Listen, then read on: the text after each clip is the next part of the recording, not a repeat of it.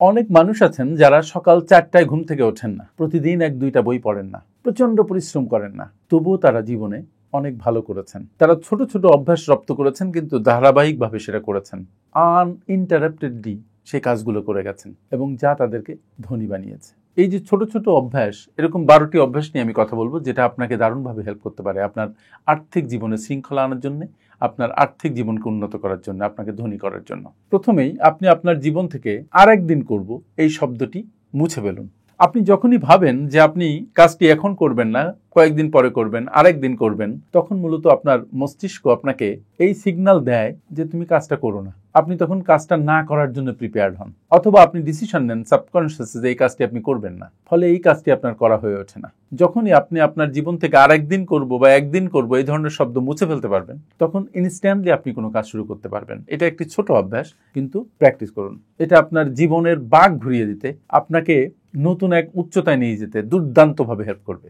যখনই কোনো কাজ শুরু করবেন বাট করতে ইচ্ছে করবেন না, তখন 5 সেকেন্ড রুল ফলো করবেন। এটা আমি অনেক ক্ষেত্রে বলেছি। 5 সেকেন্ড রুল হচ্ছে 5, 4, 3, 2, 1।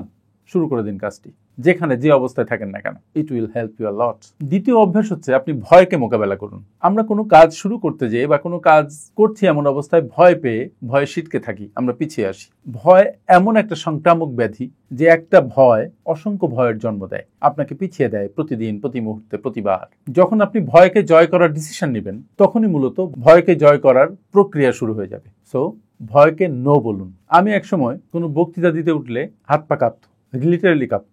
সেই মানুষ এখন আমি ঘন্টার পর ঘন্টা বক্তব্য দিলে আমার হাত পা কাঁপে না। ভয়কে জয় করেছিলাম। আপনিও ভয়কে জয় করুন। তৃতীয় অভ্যাসটা কি? তৃতীয় অভ্যাস হচ্ছে কারোর অনুমতির জন্য অপেক্ষা করবেন না। এখানে অনুমতি বলতে বোঝাচ্ছি যে কোনো কাজ আপনি শুরু করবেন, ডিসিশন নিয়েছেন, আপনি মনে করছেন এই কাজ আপনার জীবনকে পাল্টে দেবে, এই কাজ আপনার জীবনকে অনেক উচ্চতায় নিয়ে যাবে, কিন্তু তখন আপনি অন্যের কাছে মতামত চাচ্ছেন বা অন্যের অনুমতি চাচ্ছেন। অধিকাংশ ক্ষেত্রে এই মতামত আসবে নেগেটিভ, এই অনুমতি আর মিলবে না। ফলে এই ধরনের অনুমতি চাওয়া বন্ধ করুন, বরং আপনি কাজ শুরু করে দিন। জীবন আপনার, আপনি ডিসিশন নিন। যদি আপনি বিশ্বাস করেন যে আপনার কাজ এই পৃথিবীকে প্রভাবিত করবে, আপনার কাজ এই সমাজকে প্রভাবিত করবে, মানুষের জীবনে ভ্যালু অ্যাড করবে, তাহলে তার সত্যি করবে। এই ক্ষেত্রে অন্যের মতামত সিক করবেন না। চতুর্থ অভ্যাস হচ্ছে আপনি আপনার নিজের সম্পর্কে উচ্চ ধারণা পোষণ করবেন। উইলিয়াম জেমসের নাম সবাই শুনেছেন, মার্কিন মনোবিজ্ঞানের জনক বলা হয় তাকে।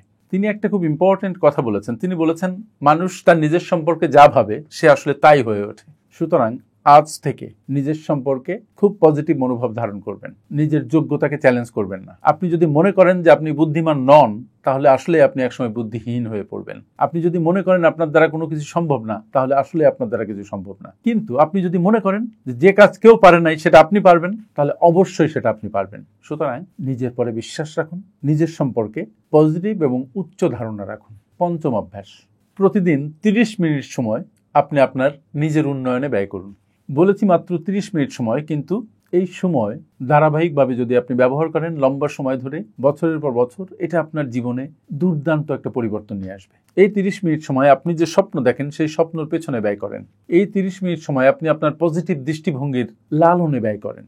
এই 30 মিনিট সময় আপনি আপনার স্বপ্নের পেছনে ব্যয় করেন, দেখবেন আপনার জীবন সুন্দর হতে শুরু করেছে। It's a journey, not a destination. ষষ্ঠ অভ্যাস হচ্ছে অন্যের সাহায্য চাওয়া। আমরা অন্যের সাহায্য চাইতে খুব কার্পণ্য বোধ করি, কিন্তু আপনি একা কি কখনো সফল হতে পারেন? আপনি যদি সফল হতে চান, আপনার অনেক মানুষ লাগবে, অনেক মানুষের সম্পৃক্ততায় আপনি একজন বড় মানুষ হয়ে উঠবেন। সো অন্যের সাহায্য চাইতে এক বিন্দু কার্পণ্য করবেন না। সাহায্য চাওয়া আর ভিক্ষা চাওয়া কিন্তু এক নয়। আপনি অ্যাসিস্ট্যান্স চাবেন, হেল্প চাবেন। You will not beg, you will seek help, different thing. সপ্তম অভ্যাস, ধনী হওয়াকে একটা খেলা হিসেবে দেখেন। যখন কোনো একটা খেলা কোনো মানুষ করে, তখন সে খুব এনজয় করে। ধনী আপনি হতে চান, এটা যদি একটা খেলা হিসেবে নিতে পারেন, তাহলে দেখবেন অর্থ উপার্জনকে, অর্থের সাথে সম্পৃক্ত কোনো কাজকে আপনি খুব উপভোগ করছেন, আপনি এনজয় করছেন। আপনি যেটা এনজয় করেন সেটা আপনি অনেকক্ষণ ধরে সেই কাজটা করতে পারেন। আপনার শক্তি নষ্ট হয় না, আপনার মধ্যে ধৈর্য তৈরি হয়। সুতরাং আপনার জীবনে যত চ্যালেঞ্জ আসে, প্রত্যেকটা চ্যালেঞ্জ ভালোবেসে সক্ষমতার সাথে মোকাবেলা করেন এবং পরবর্তী ধাপে এগিয়ে যান। আপনি হবেন অদম্য। অষ্টম অভ্যাসটা কি? অষ্টম অভ্যাস হচ্ছে সময়ের যে অভাব, এই অভাবকে আর দোষ দেওয়া যাবে না। আমরা কোনো কাজ করতে যেয়ে বলি যে সময় পাইনি। সময়ের অভাব। সময় সবার জন্য 24 ঘন্টা। এই 24 ঘন্টায় কেউ অনেক কাজ করছে আর কেউ কিছু করছে না। সুতরাং সময়ের অভাবে কোনো কাজ করতে পারেননি, সেটা বলা বন্ধ করুন। রাদার সময়কে এমনভাবে ব্যবহার করেন যেন সময়ের ইফেক্টিভ ব্যবহার করা যায়, প্রত্যেকটি মুহূর্ত যেন কার্যকরী কোনো কাজে ব্যয় করা হয়। তাহলে দেখবেন যে যখন কোনো ভালো কাজ করতে চান আপনার সময়ের অভাব হবে না, কারণ আপনার প্রত্যেকটি সময় কার্যকর বা উৎপাদনশীল কাজে ব্যবহৃত হবে। নবম অভ্যাস, সৌভাগ্যের যে ক্ষেত্র সেটাকে বিস্তৃত করুন। অধিকাংশ মানুষ মনে করে যে সৌভাগ্য বুঝি জন্মসূত্রে আসে। নো, আপনি আপনার নিজের ভাগ্য আপনার গুণ দিয়ে, পরিশ্রম দিয়ে, মেধা দিয়ে গড়ে নিতে পারেন। আপনি চেষ্টা করলে নতুন নতুন সুযোগ তৈরি করতে পারবেন, ব্যর্থতা থেকে শিখতে পারবেন। কোনো একটি কাজে একটা কৌশল ব্যর্থ হলে হাজারো কৌশল আপনি উদ্ভাবন করতে পারবেন। So do that. ভাগ্যকে দোষ দিবেন না, ভাগ্যকে বিনির্মাণ করবেন এবং আপনি সেটা পারেন। দশম অভ্যাস, প্রথমে যে কোনো একটা বিষয়ে পারদর্শী হয়ে উঠুন। আমরা অনেকগুলো বিষয় একসাথে পারদর্শী হওয়ার চেষ্টা করি। No, it's a wrong idea. যে কোনো একটা বিষয়ে দারুণভাবে পারদর্শী হন, তারপরে আস্তে আস্তে আপনি দক্ষতাকে বিস্তৃত করুন। একসাথে 10 কাজ শুরু করলে কোনো কাজই আপনার হবে না।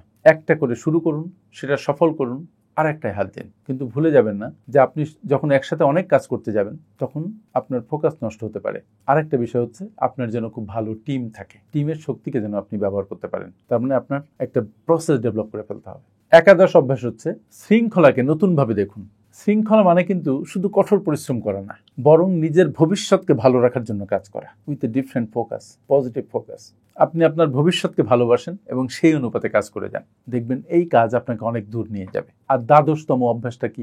নিজের উপরে বাজি ধরুন। অন্যের উপরে বাজি ধরে লাভ নেই, নিজের উপরে বাজি ধরুন, জিদ করুন।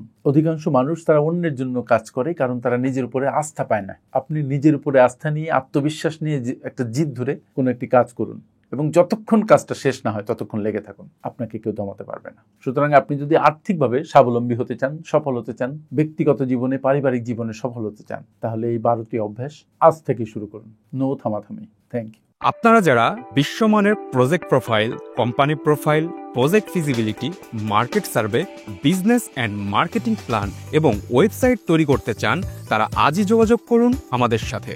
FinPower Leadership International, a finance and business consulting firm.